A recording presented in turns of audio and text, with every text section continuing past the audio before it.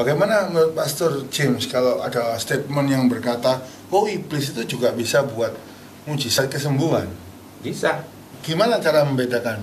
Ini mujizatnya dari Tuhan, kesembuhan dari Tuhan, apa kesembuhan dari iblis? Sebetulnya gini, kalau saya ngajar ke jemaat, kita jadi orang Kristen, jangan mengejar mujizat. Mujizat nggak perlu dikejar. Saya pakai hidup saya dengan baik, melakukan semua tugas-tugas saya dengan bertanggung jawab pada Tuhan. Ternyata Tuhan melakukan sendiri tanpa saya kejar-kejar. Wow. Saya banyak mengalami kesembuhan.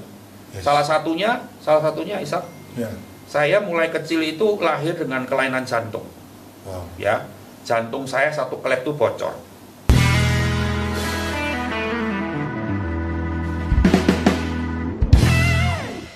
Shalom, Bapak Saudara, puji Tuhan, bertemu kembali dalam podcast Pastor Ishak. Hari ini dengan seorang hamba Tuhan yang luar biasa, seorang gembala yang mengembalakan domba-domba dengan luar biasa dan memiliki pengetahuan yang banyak, seringkali muncul di TV lokal Surabaya, menjadi narasumber dan menjadi jawaban bagi banyak orang. Bersama saya, Pastor James Ong. Puji Tuhan. Terima kasih sudah hadir, Pak James. Pastor Ishak. Puji Tuhan ya. Kita hari ini mau bahas mengenai mujizat kesembuhan. Sekarang lagi ramai, kita sedang bicara atau banyak di media tentang mujizat kesembuhan. Nah, menurut Pak James, apa dasarnya bisa terjadi mujizat kesembuhan? Dasar dari mujizat kesembuhan itu karena ya Allah kita adalah ya Allah yang dahsyat. Kan mujizat itu Allah sendiri yang melakukan. Ya. Jadi kalau Pastor Ishak tanya apa dasarnya?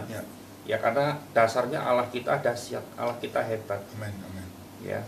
Tanpa kehebatan Allah kita, tanpa kehebatan Tuhan, nggak ada mujizat yang bisa terjadi. Itu dia. Berarti dasarnya adalah kedahsyatan Allah. Ya.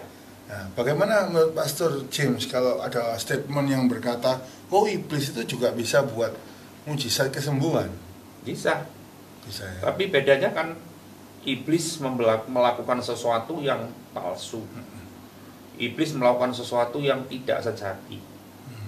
Tapi kalau Tuhan yang lakukan, kalau Allah yang melakukan, itu yang sejati.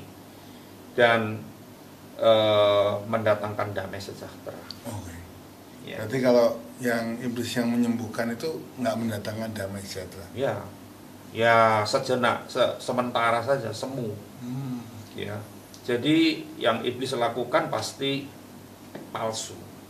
Palsu. Dia memberikan kesembuhan yang palsu. Tapi banyak orang Kristen dengan yang palsu pun dia mau. Okay. Padahal kalau kita mau yang punya Tuhan, itu yang asli, yang sejati, itu lebih hebat. Amin. Ya kan, harusnya kita ngerti itu. Jadi banyak orang Kristen kurang mengerti, mau terima yang palsu. Pokoknya kesembuhan. Karena sudah lama berobat, sakit ini, sakit itu, nggak ada hasilnya. Lalu ada orang bilang, tuh kesana aja, bisa sembuh. Nggak pikir dari mana asalnya. Langsung datang. Itu. Jadi ya banyak orang Kristen yang sebetulnya kebujuk itu dalam artinya seperti itu. Kira-kira apa untungnya dari si jahat itu menyembuhkan? Ya, si jahat kan dia mau menampilkan bahwa supaya orang mengakui bahwa dia tuh hebat. Ya. Si iblis, si jahat itu dia bisa melakukan segala sesuatu juga, tapi saya tadi katakan palsu. Dia mau menunjukkan kepada semua orang bahwa dia pun mampu. Dia tahu bahwa Tuhan itu yang lebih hebat, tapi iblis kan mau menunjukkan bahwa aku juga bisa hebat kok. Nah itu dia. Makanya, tapi kalau kita ngerti, tidak ada yang hebat selain Tuhan. Amin. Iya kan? Setuju. Jadi kalau kita ngerti, kita nggak percaya kehebatan iblis, karena kehebatan iblis itu cuma menghancurkan saja akhirnya. Yohanes 10 ayat 10 bilang, pencuri itu datang untuk membinasakan, menghancurkan, tetapi aku datang, kata Tuhan, untuk memberikan hidup dalam kelimpahan. Jadi iblis itu selalu tujuannya menghancurkan, membinasakan. Memang awalnya dia kayaknya melakukan sesuatu yang baik.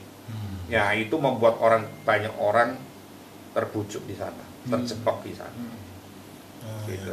Nah, untuk semua yang mendengar, gimana cara membedakan ini mujizatnya dari Tuhan, kesembuhan dari Tuhan, apa kesembuhan dari iblis? Apalagi kita mungkin lihat saudara kita, kan kita seringkali juga, oh dari luar, ini apa? Cara membedakannya bagaimana, Pastor James? Tadi saya sudah sempat singgung. Ya. Kalau sesuatu yang dari Tuhan, yang asli itu pasti mendatangkan damai sejahtera. Ya. Jadi kadang-kadang iblis melakukan sesuatu tapi mendatangkan ketakutan. Dia melakukan kayaknya mujizat, dia melakukan kayaknya kesembuhan, tapi mendatangkan kebimbangan, keraguan, ketakutan. Istilahnya itu nggak sreg gitu ya. Kita kalau dekat sama Tuhan, kita merasakan sesuatu yang aneh. Walaupun mungkin lumpuh bisa jalan langsung, kanker bisa sembuh langsung, ya. Tapi kalau yang iblis buat itu nggak mendatangkan kelegaan, nggak mendatangkan damai sejahtera, mendatangkan pertanyaan, mendatangkan keraguan-raguan, ketakutan. Tapi kalau Tuhan yang melakukan, itu mendatangkan damai sejahtera, mendatangkan sukacita, mendatangkan pertobatan, mendatangkan pemulihan. Itu dia. Wah, puji Tuhan. Luar biasa sekali ya. Kita hari ini harus bisa bedakan ya antara mujizat yang dibuat oleh Allah yang mendatangkan kelepasan sukacita, betul Pastor James ya. Kalau iblis itu membuat kita ketakutan atau malah membuat hidup kita sengsara seperti itu. Nah, menurut Pastor James kalau ada pendeta yang disebut spesialis kesembuhan, gimana? Seperti dokter spesialis. Iya betul. Gini loh, mujizat, kalau seseorang hamba Tuhan bisa melakukan sebuah mujizat, itu dia jangan pernah lupa, itu semua datangnya dari Tuhan. Tuhan itu memberikan karunia. Kalau kita lihat di kitab Korintus, karunia itu ada berbagai macam, ya, berbagai macam karunia. Dan setiap orang itu sama Tuhan, kalau Tuhan nggak kasih karunia, dia nggak bisa melakukan apa-apa. Jadi kan banyak orang, banyak hamba Tuhan yang akhirnya menyombongkan diri. Wah, aku nih, padahal siapa dia, siapa kita, gitu loh. Kalau nggak Tuhan yang percayakan, nggak bisa, gitu loh. Jadi nggak ada, kalau saya mikir nggak ada yang katanya spesialis ini, spesialis itu, enggak. Tuhan itu mau percayakan apapun kepada siapapun, mau percayakan karunia apapun, dia bisa. Dia bisa. Ya, jadi kalau saya kurang setuju dengan istilah spesialis tadi. Ya, karena Tuhan itu bisa pakai siapa saja semau-maunya dia. Semau-maunya dia. Jadi ya kadang-kadang seseorang ini memang lagi sama Tuhan dikasih karunia kesembuhan itu, karunia mujizat itu, dan dia orangnya mungkin hamba Tuhan itu dia hargai karunia itu, dan dia melatih karunia itu kan juga harus dilatih, harus seperti pisau itu harus diasah terus gitu, jadi semakin tajam, dan dia memelihara karunia itu, menghargai karunia itu dengan sangat benar-benar gitu ya, dengan kehidupan yang kudus, dengan sikap hidup yang nyata seperti Kristus. Nah, itu yang akhirnya Tuhan percayakan karunia itu kepada dia gitu. Jadi ada juga, ini saya tambahkan sedikit, ada juga seseorang yang dikasih karunia kesembuhan, lalu dia sombong, diambil sama Tuhan, berarti dia tidak menghargai karunia itu, ya. Atau dikasih karunia kesembuhan sama Tuhan, diperdagangkan, diperjualbelikan, ya, dibuat cari duit, ya kan. Padahal dia dapat karunia dari Tuhan itu kan gratis, betul. Ya. Tapi diperjualbelikan, akhirnya diambil sama Tuhan, tidak bisa apa-apa. Semua kan datangnya dari Tuhan. Iya betul. Itu. Jadi Tuhan mau kasih ke siapapun bisa. Jadi nggak ada spesialis pikir saya. Nggak ada spesialis ya. Terserah kehendak Tuhan. Ya. Maunya Tuhan aja. Betul ya. Puji Tuhan. Ya ini Jadi seorang hamba Tuhan itu harus bisa memelihara karunia, karena itu diberikan secara gratis, betul ya Pastor ya. Ya. Nah, tapi ada penyalahgunaan juga. Bahkan seperti yang ditulis dalam Matius 24 ayat 24 ya. Saya bacakan di sana, sebab Mesias-Mesias palsu dan nabi-nabi palsu akan muncul dan mereka akan mengadakan tanda-tanda yang dahsyat dan mujizat-mujizat, sehingga sekiranya mungkin mereka menyesatkan orang-orang pilihan juga. Nah, jadi ini bisa juga dari kekuatan dari iblis seperti itu ya, Pastor. Nabi palsu, Mesias palsu seperti itu ya. Kan tadi Pastor Ishak membaca Matius, saya ingat di kitab Injil Matius itu ada satu perumpamaan ketika seseorang itu mau masuk ke pesta anak domba, tapi pintu sudah ditutup. Lalu dia ketuk pintu keras-keras, dia bilang, Tuhan, aku yang sudah melakukan mujizat, aku yang sudah mengusir setan, tapi Tuhan bilang, aku tidak kenal kamu. Kalau itu dari Tuhan waktu dia bikin mujizat, kalau itu dari Roh Kudus, pasti Tuhan kenal. Nggak mungkin nggak kenal. Jadi makanya berhati-hati. Di akhir zaman ini banyak tadi disebutkan di sana nabi-nabi palsu, banyak penyesat-penyesat yang seolah-olah dia bisa melakukan mujizat, bisa mendoakan, ketika didoakan hatinya bisa lega, mungkin penyakitnya bisa sembuh sejenak gitu ya, bisa aja gitu. Tapi betulkah itu dari Tuhan? Yang menjadi sebuah pertanyaan. Nah, menurut Pastor James, esensi mujizat itu dalam kehidupan rohani seseorang itu bagaimana? Seberapa penting? Sebetulnya gini, kalau saya ngajar ke jemaat, kita jadi orang Kristen, jangan mengejar mujizat. Mujizat itu nggak perlu dikejar. Jalani aja hidup ini baik-baik, nurut perintah Tuhan, lakukan semua kehendak Tuhan. Mujizat itu, ya memang setiap kita butuh mujizat. Ya, hamba Tuhan seperti saya ngakui saya butuh masih banyak mujizat yang saya minta dari Tuhan seharusnya. Saya butuh. Tapi saya nggak pernah minta seperti ngotot minta sama Tuhan, enggak. Mengklaim. apalagi itu mengklaim ya. Mengklaim itu sudah tidak ada dalam kamus itu. Kalau saya ngajar klaim itu, kalau kita ngeklaim asuransi karena kita bayar premi loh. Tapi kita sama Tuhan bayar apa kok berani-berani ngeklaim? Bahkan kita semua dapat dari Tuhan itu gratis. Betul. Iya kan? Jadi banyak orang Kristen salah kaprah gitu. Iya toh. Jadi kalau saya butuh mujizat, tapi saya lakukan aja bagian saya. Saya percaya, saya pakai iman saya melakukan kehendak Tuhan, saya pakai hidup saya dengan baik, melakukan semua tugas-tugas saya dengan bertanggung jawab pada Tuhan. Ternyata Tuhan melakukan sendiri tanpa saya kejar-kejar. Saya banyak mengalami kesembuhan. Salah satunya Ishak. Saya mulai kecil itu lahir dengan kelainan jantung. Ya. Jantung saya satu klep itu bocor, ya. Dan waktu saya lahir orang tua saya itu miskin, dia tidak bisa mengobatkan saya. Jadi ketika saya bayi itu, saya kalau nangis itu biru semua. Tapi orang tua saya tidak berdaya mau dibawa kemana. Dokter ahli jantung itu kan ya mahal, tidak ada duit, ya toh. Jadi ketika saya tumbuh besar, saya ini terganggu sekali. Jantung saya bukan cuma berdebar, tapi jantung saya ini seolah-olah seperti ada batu yang gede di dada sebelah kiri saya ini. Itu berapa menit sekali itu nut gitu. Kalau di ECG itu grafiknya gini, dia langsung turun, anjlok. Itu kalau direkam jantung seperti itu. Wah, itu menyiksa saya sekali. Jadi saya disarankan oleh dokter, saya tidak boleh marah, saya tidak boleh kaget, saya tidak boleh sedih. Ini pantangan orang sakit jantung. Tidak boleh stres, tidak boleh kaget, tidak boleh marah.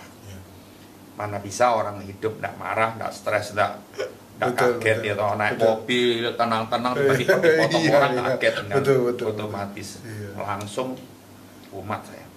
Ya. Kumat saya. Dan kalau gitu saya akan seperti cemas gitu. Seperti sudah terganggu sekali.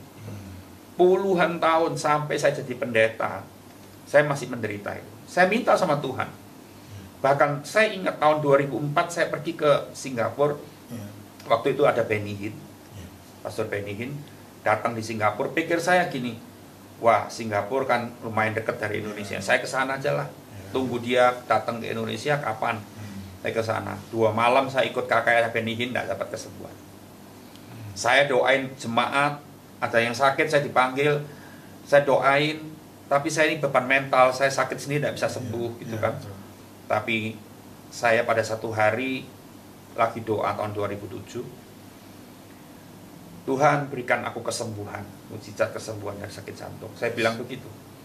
Tapi akhirnya Tuhan jawab gini, aku tidak akan memberi kesembuhan sama kamu, tapi aku akan mengganti jantungmu dengan jantung yang baru. Lalu saya pikir gini, kan jantung saya ini klepnya bocor, seperti sebuah panci kalau bocor, untuk supaya tidak bocor kan ditambal, ditambal loh, nah tidak bocor. Tapi saya pikir gini, kalau jantung saya cuma ditambal, ya tidak bocor, tapi kan cacat. Justru Tuhan mau kasihkan jantung baru sama saya. Wah, setelah itu saya perkatakan terus, jantung yang baru sudah saya terima kasih Tuhan. Jantungku sudah jadi jantung yang baru. Dan saya sangat percaya Tuhan untuk mengganti jantung yang baru tidak perlu operasi, tidak perlu dokter jantung, tidak perlu opname. Saya percaya ketika saya tidur, Tuhan ambil yang lama, ganti yang baru, itu sangat sanggup. Dan akhirnya saya ngomong itu dalam 1 tahun. Saya perkatakan dengan kata-kata iman terus sama saya, bahwa jantung saya sudah dibawa. Saya ke Israel tahun 2007, jantung saya masih belum sembuh. Kata orang kalau dari Israel dapat mujizat kesembuhan. Yang miskin jadi kaya, gitu kan. Yang mau cerai jadi rujuk lagi, yang sakit sembuh. Saya minta yang sakit sembuh. Tapi pulang dari sana saya tidak sembuh. Tapi 2008 Januari, awal 2008, tiba-tiba saya tidak sadar, saya ada seorang jemaat saya yang agent satu asuransi. Dia ngajak saya masuk ke asuransinya dia, oke, saya mau, tapi syaratnya harus di general check up, salah satunya jantung. Lalu saya ingat, tuh, saya jantungnya gimana? Pasti nggak keterima kalau jantung saya cacat. Ternyata ketika semua rekam jantung dilakukan, semua organ tubuh diperiksa, seluruh lengkap, ternyata hasilnya jantung saya nggak kelihatan kalau bocor, normal. Dan saya baru sadar 2008 awal itu bahwa saya nggak pernah seperti itu lagi, anfal lagi sampai hari ini. Sudah berapa tahun nih sekarang 2021, 11 tahun, 12 tahun, gitu. Jadi ya itu kuasa Tuhan. Saya cuman memperkatakan apa yang Tuhan sampaikan saya. Saya nggak kasih kamu sembuhan, saya kasih kamu jantung yang baru. Wow, luar biasa sekali ya. Jadi saat kita ini bukan ngejar mujizat, melakukan bagian kita, kejar Tuhan aja. Kejar Tuhan, malah mujizat itu dinyatakan. Mujizat dinyatakan. Puji Tuhan. Tanpa tumpang tangan sama pendeta loh. Iya, malah kalau berharap sama pendeta nggak ada ya. Berharap sama waktu ke Israel belum sembuh. Tapi berharap sama Tuhan disembuhkan. Ya, amin. Luar biasa sekali. Semoga kesaksian ini menguatkan kita semua ya. Yang terpenting kita mengejar Tuhan, dan bagiannya Tuhan memulihkan setiap kita. Wow, puji Tuhan. Nah, bagaimana menurut Pastor James kalau ada seorang hamba Tuhan punya spesialis kesembuhan, tapi akhirnya dia sakit? Banyak orang kan lagi rame juga bilangnya nggak enak. Oh, masa nyembuhkan orang tapi nggak bisa nyembuhkan diri sendiri. COVID itu. Gimana, Pastor? Ya, itu kita nggak bisa menghakimi ya. Jadi saya tadi dari awal saya bilang mujizat kesembuhan kalau kita bisa melakukan itu karunia yang Tuhan percayakan sama kita. Ya, jadi itu bukan jaminan juga kalau kita sakit pasti bisa sembuh. Ya, pasti bisa sembuh, kan bisa menyembuhkan orang. Itu tidak ada jaminan seperti itu. Jadi itu semua terserah Tuhan. Tuhan yang memiliki hidup kita. Kalau Dia mau kasih karunia, kita bisa menyembuhkan banyak orang, menolong banyak orang, tapi untuk diri kita sendiri Kenapa tidak bisa sembuh? Ya, itu jawabannya Terserah Tuhan. tergantung Tuhan. Kita nggak bisa menghakimi, wah berarti pendeta ini gini gitu, jangan. Gitu. Oke, bagi siapa yang mendengar jangan menghakimi gitu ya. Itu semua sesuai kehendak Tuhan. Ya. Iya, betul ya, Pastor. Kalau menurut Pastor James, gimana kalau ada hamba Tuhan yang mengadakan KKR yang bisa menyembuhkan COVID? Ya kalau bisa menyembuhkan COVID ya puji Tuhan. Gitu ya.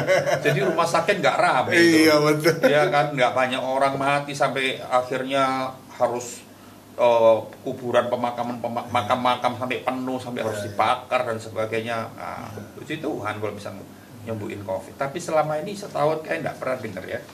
Ada hamba Tuhan bisa, kan mulai Maret itu pandemi, sudah hampir Maret lagi, sudah hampir setahun. Betul. Saya belum pernah dengar ada seorang pendeta yang bisa menyembuhkan COVID-19. Iya, begitu. Tapi banyak yang sedang ngupload itu juga di sosial media, Pastor James. Ya. Jadi lagi ramai itu juga. Saya juga lihat itu. Oh, betul ya.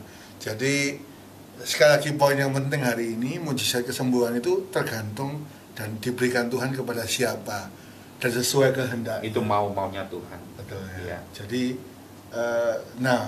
kalau seorang hamba Tuhan mengklaim dia bisa menyembuhkan gitu, gimana? Ya, sebetulnya lebih baik kalau enggak lah. Ya, kalau memang dia merasa dia selama ini dipakai Tuhan, puji Tuhan. Yes. Tapi tidak perlu memproklamirkan diri, maksud saya, Ya. mengumumkan diri kemana-mana, saya ini loh hamba Tuhan yang dipakai Tuhan. Tidak perlu gitu. Kita dipakai Tuhan itu dalam cara apapun, itu sekali lagi terserah Tuhan. Yes. Dan nggak usah kita memproklamasikan diri, kita mengumumkan diri, biar orang lain yang lihat aja. Kan lebih baik kalau lihat orang lain yang menilai bagaimana dia, itu lebih baik.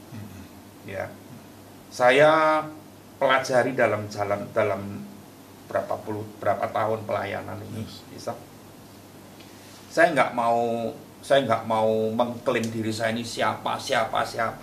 Sebetulnya siapa sih saya ini, gitu kan? Kalau kita mau jujur, tanpa Tuhan kita bukan siapa-siapa. Amin. Tanpa Tuhan kita bukan apa-apa. Setuju. Jadi kalau kita dipercayai sampai hari ini pelayanan ini, pelayanan itu, pelayanan ini, itu cuman kasih karunia Tuhan aja. Nggak perlu kita mengklaim aku ini gini, biar Tuhan aja yang melihat apa yang kita lakukan, dan manusia yang melihat sendiri dengan mata kepalanya sendiri, dan dia yang mengakui sendiri. Nggak perlu kita menamakan kita siapa-siapa. Kita hamba Tuhan yang nggak berguna harusnya. Amin. Tapi Tuhan pakai menjadi alat yang berguna. Puji Tuhan. Itu. Wow, luar biasa sekali. Saya sampai merinding ini di sini ya. Puji Tuhan. Memang kita bukan siapa-siapa, tapi Tuhan kita yang luar biasa. Mau pakai kita semua. Puji Tuhan. Kita tutup dengan rapid question, Pastor James. Apakah jika sudah disembuhkan hamba Tuhan, penyakit itu bisa kambuh lagi? Iya atau tidak? Kadang bisa. Kadang bisa. Ya. Kadang bisa. Dari KKR misalkan, Ya. dari KKR di atas panggung, dia berjalan, dari lumpuh bisa jalan. Ya. Tapi sampai di rumah atau sepanjang 2 hari, 3 hari lagi bisa lumpuh lagi. Itu saya memang lihat. Kadang-kadang kita waktu di KKR dengan semarak, dengan pujian musik yang begitu, wah, iman kita benar-benar luar biasa ya. Tapi mungkin sampai di rumah iman kita mulai turun dan mulai takut-takutan. Harusnya iman itu kan bertindak. Kalau aku sudah bisa jalan tadi, aku pasti bisa jalan terus. Misalkan begitu.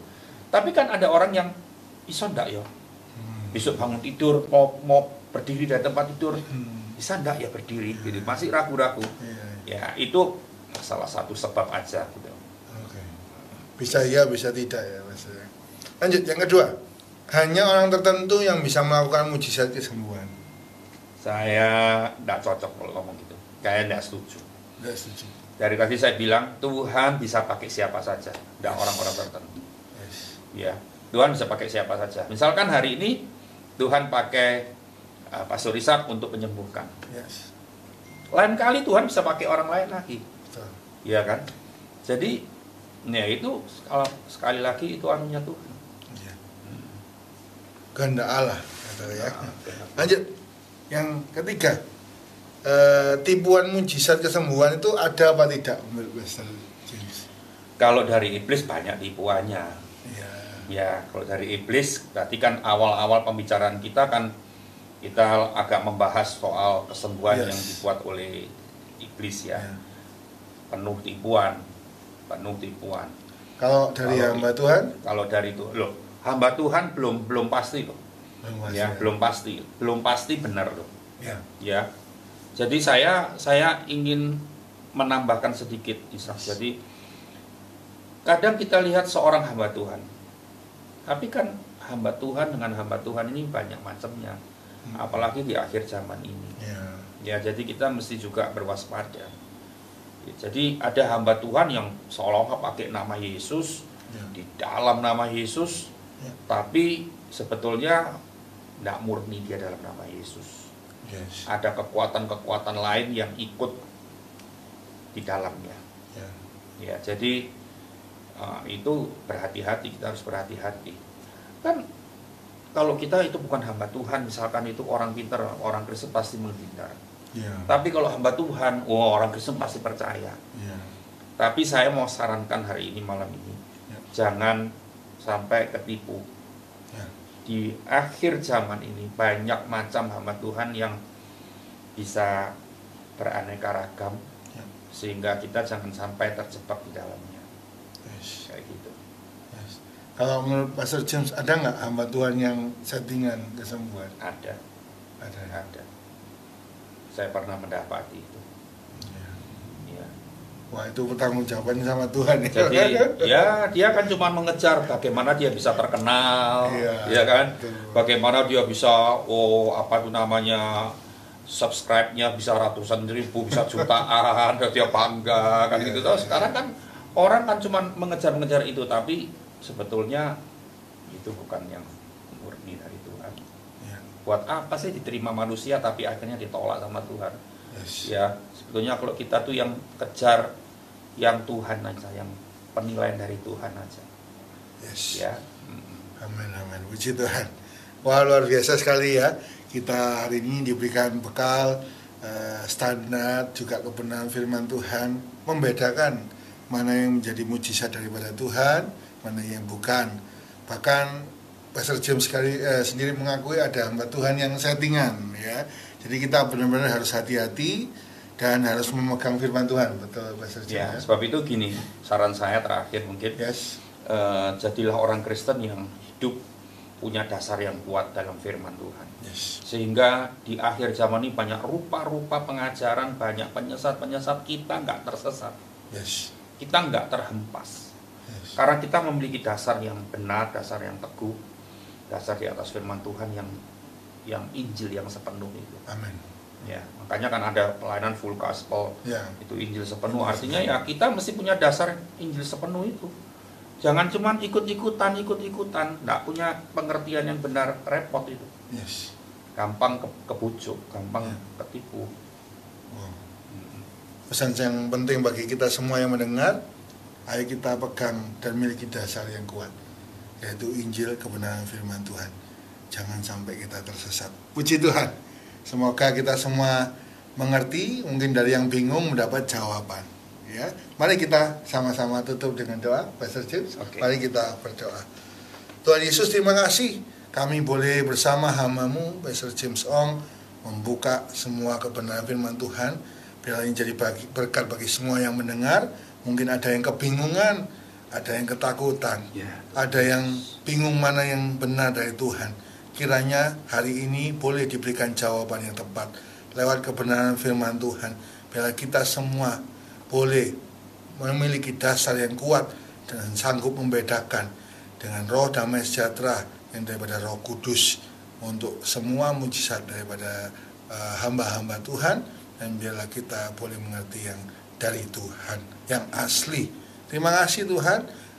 Kami bersyukur, kami mendoakan semua yang mendengar, yang sakit Tuhan sembuhkan, yang susah Tuhan hiburkan, khususnya rohani kami bertumbuh, Amin. mengejar apa yang jadi kehendak Tuhan, mengejar apa yang jadi tugas Tuhan bagi kami semua. Dan kami percaya mujizat Tuhan sudah sediakan dalam hidup anak-anak Tuhan, hamba-hamba Tuhan, dan biarlah dinyatakan. Terima kasih Tuhan, berkati hamba-Mu Pastor James Ong dalam semua pelayanannya, keluar masuk Tuhan sertai keluarganya, Tuhan berkati semuanya sehat, Tuhan berkati pelayanan semuanya maju untuk kemuliaan nama Allah, dan biarlah kesehatannya selalu Tuhan berkati, panjang umur bersama istri, panjang umur dan keberkatan. Terima kasih Tuhan, pertemuan kami dalam kesempatan berikutnya, di dalam nama Tuhan Yesus kami doa ucap syukur, haleluya, amin. Puji Tuhan, kita semua sudah diberkati oleh Pastor James Ong, diberkati lewat podcast Pastor Risa. Bagi yang mendengar hari ini, yang menonton, kalau ada pertanyaan silakan tinggalkan di komen. Nanti kesempatan berikutnya kita akan jawab ya Pastor James. Lalu untuk yang menyukai silakan di like, di subscribe, juga boleh dibagikan biarlah menjadi jawaban. Mungkin ada teman kita yang bingung ya, mungkin ada teman kita yang ketakutan atau bingung mana hamba Tuhan yang benar, ini mujizat beneran apa tidak. Biarlah hari ini podcast ini menjadi jawaban bagi kita semua. Sampai jumpa dalam kesempatan berikutnya. Tuhan Yesus memberkati.